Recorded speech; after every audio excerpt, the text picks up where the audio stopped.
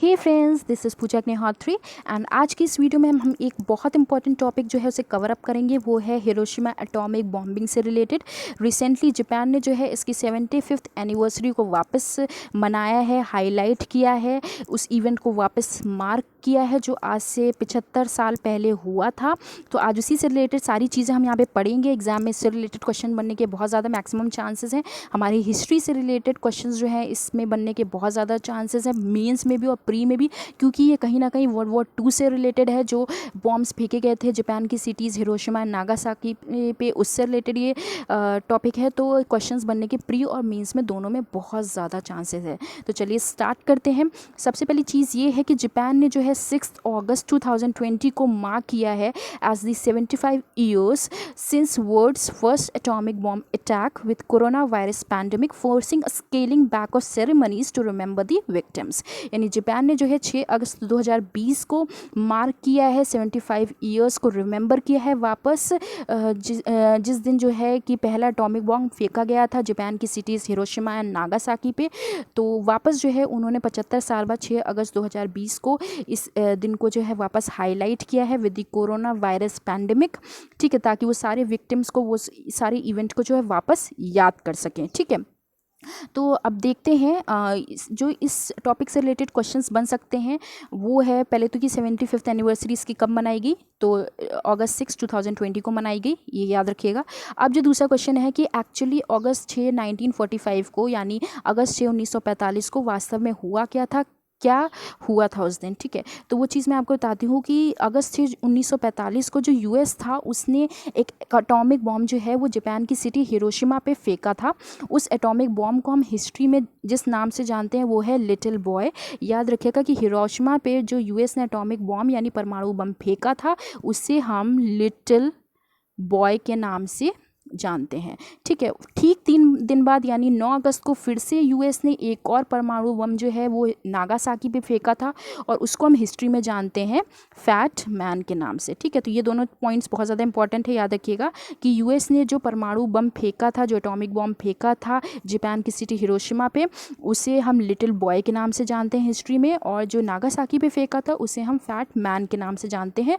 और हिरोशिमा पे फेंका था 6 अगस्त 1945 को, 3 दिन बाद नागासाकी पे फेंका था 9 अगस्त 1945 को। ठीक है, ये जो दोनों एटॉमिक बॉम्ब्स, ये जो दोनों परमाणु बम हैं जो यूएस ने फेंके थे हिरोशिमा एंड नागासाकी पे, उसका रिजल्ट क्या हुआ था कि हंड्रेड्स ऑफ थाउजेंड्स ऑफ लोग जो थे वो मर गए थे। यानी हज़ारों की तादाद में जो लोग थे वो मर गए थे, और बहुत से लोग ऐसे थे जिन पे जो है ये रेडिएशंस, इस बर्स्ट से, इस एक्सप्लोजन से जो भी रेडिएशंस निकले थे उसका बहुत ही एडवर्स इफेक्ट, बहुत ही भयानक कह सकते हैं कि इफेक्ट जो है वो इम्पैक्ट पड़ा था किन पे, लोगों पे। उनको बहुत ज़्यादा नुकसान भी हुआ था, चोटें भी बहुत लगी थी। तो बहुत से हज़ारों की तादाद में जो थे लोग वो मर भी गए थे और बहुत से लोगों को नुकसान भी बहुत ज़्यादा हुआ था, बहुत ज़्यादा तकलीफ़ें उन्हें सहनी पड़ी थी। ठीक है, अब जो क्वेश्चन उठता है कि एक्चुअल में जो अमेरिका है, यूएस जो है, उसने हिरोशिमा और नागासाकी पे परमाणु बम फेंके क्यों थे, उसने बमबारी क्यों की थी।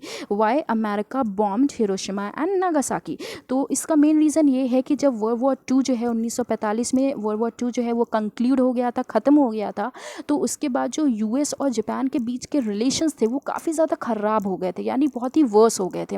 वर्स क्यों हुए थे, स्पेशली तब हुए थे जब जापान की जो फोर्सेस थी उन्होंने इंडो चाइना पे एक मार्क फिक्स कर दिया था, और उन्होंने ऐसा डिसीजन ले लिया था कि अब वो जल्द ही जितनी भी ईस्ट इंडीज़ की जितनी भी ऑयल रिच एरियाज़ हैं, यानी तेल में जो काफ़ी ज़्यादा कह सकते हैं कि जितनी भी ऑयल रिच एरियाज़ हैं, यानी तेल में जो के जो एरियाज़ हैं, जो क्षेत्र हैं, उनको वो जल्द ही उस पे जो जापान जो है उस पे अपनी कब्जा जमा लेगा, यानी उसको अपने अंडर में कर लेगा, उसे कैप्चर कर लेगा। ठीक है, तो जब वर्ल्ड वॉर 2 कंक्लूड हो गया, हम कह सकते हैं कि जब वर्ल्ड वॉर 2 कंक्लूड हो गया तो हिरोशिमा वो जापान और यूएसए के बीच में काफ़ी ज़्यादा रिलेशंस ख़राब हो गए, जिसका मेन रीज़न निकल के ये आया कि जो जापान के फोर्सेस थे उन्होंने इंडो चाइना पे को पॉइंट कर दिया कि अब वो जाके ईस्ट इंडीज़ की तरफ जितने भी ऑयल रिच एरियाज़ हैं, जितने भी तेल में धनी जितने भी क्षेत्र हैं, उन सारे क्षेत्रों पे अपना कब्जा जमा लेंगे, उन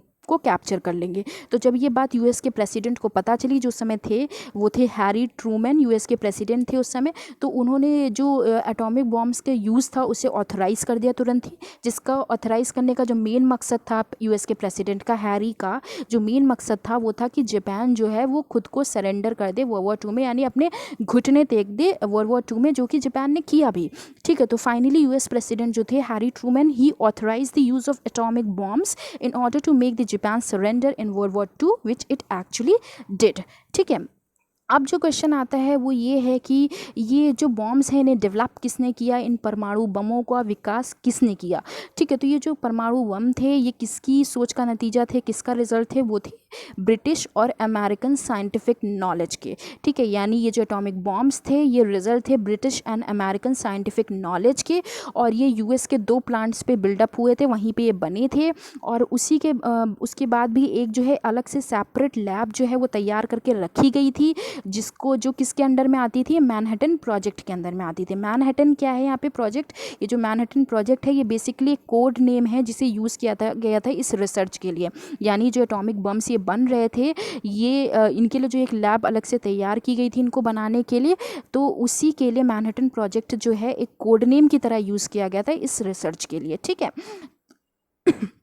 तो ये कुछ इंपॉर्टेंट पॉइंट्स थे हिरोशिमा एंड नागासाकी के एटॉमिक बॉम्बिंग से रिलेटेड। इससे क्वेश्चंस पूछे जा सकते हैं। क्या क्या क्वेश्चन पूछे जा सकते हैं कि इसकी बर्थ एनिवर्सरी रिसेंटली किस कंट्री ने सेलिब्रेट की है और किस दिन सेलिब्रेट की है। तो जापान ने सेलिब्रेट की है, हाईलाइट किया है 75th एनिवर्सरी को। हिरोशिमा एंड नागासाकी पे जो एटॉमिक बॉम्बिंग हुई थी उस इवेंट को वापस हाईलाइट किया है किस दिन, 6 अगस्त 2020 को। यूएस ने ड्रॉप किया था 6 अगस्त 1945 को। 2 बॉम्ब फेंके थे हिरोशिमा और नागासाकी पे। हिरोशिमा पे फेंका था 6 अगस्त 1945 को, नागासाकी पे फेंका था 9 अगस्त 1945 को। हिरोशिमा पे जो बॉम्ब फेंका था उसे हम हिस्ट्री में लिटिल बॉय के नाम से जानते हैं, और नागासाकी पे जो बॉम्ब फेंका था उसे हम फैट मैन के नेम से जानते हैं। ठीक है, और इस बॉम्ब को जो फेंका वो इसलिए था क्योंकि वर्ल्ड वॉर 2 के टाइम पे ख़त्म होने के बाद जापान और यूएस के बीच के जो रिलेशन है वो काफ़ी ज़्यादा ख़राब हो गए थे, जिसके ख़राब होने का रीज़न ये था कि जापान के फोर्सेस ने ऐसा सोच लिया था, उनका ऐसा इंटेंशन था कि वो जल्द ही ईस्ट इंडीज़ की तरफ जाके इंडो चाइना में जाके जितने भी ऑयल रिच एरियाज़ हैं उन पे कब्ज़ा कर लेंगे, उनको कैप्चर कर लेंगे।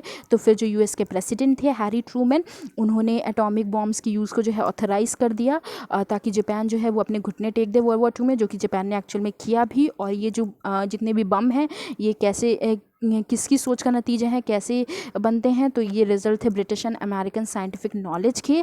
और ये यूएस का जो 2 प्लांट्स हैं वहाँ पे ये बने थे, इनके लिए एक अलग से लैब भी तैयार की गई थी जिसको जिसके लिए कोड नेम यूज़ किया गया था जिसे हम बोलते हैं मैनहट्टन प्रोजेक्ट। तो ये जो प्रोजेक्ट मैनहट्टन प्रोजेक्ट है बेसिकली उस रिसर्च एफर्ट के लिए जो ये रिसर्च हुई थी इन बम्स को बनाने का जो रिसर्च वर्क शुरू हुआ था इसी का एक कोड नेम है।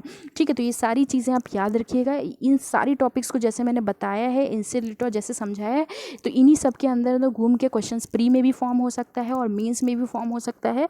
तो आप इसको अकॉर्डिंगली अच्छे से समझ लीजिए, पढ़ लीजिए। तो चलिए मिलते हैं अपने नेक्स्ट वीडियो में एक नई टॉपिक के साथ। Till then bye bye, take care, thank you for watching my video, bye.